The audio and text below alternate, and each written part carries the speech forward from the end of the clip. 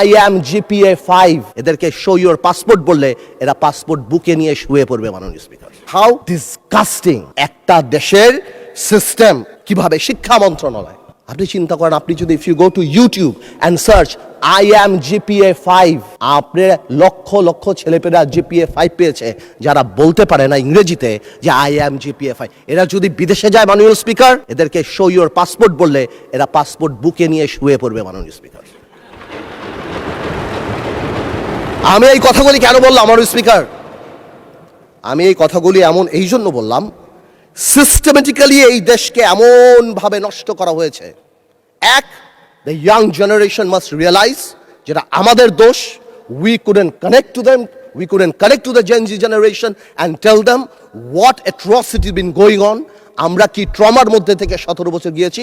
আরেকটা রিজন বোঝা দরকার যে মাননীয় প্রধানমন্ত্রী তারেক রহমান সাহেব বাংলাদেশের ইতিহাসের সবচেয়ে খারাপ সময় বাংলাদেশের দায়িত্ব নিয়েছে। বাংলাদেশের প্রধানমন্ত্রী তারেক রহমান সাহেব যখন গণতন্ত্র ক্ষতবিক্ষত, তখন বাংলাদেশের দায়িত্ব নিয়েছে, যখন the whole country system is completely corrupted.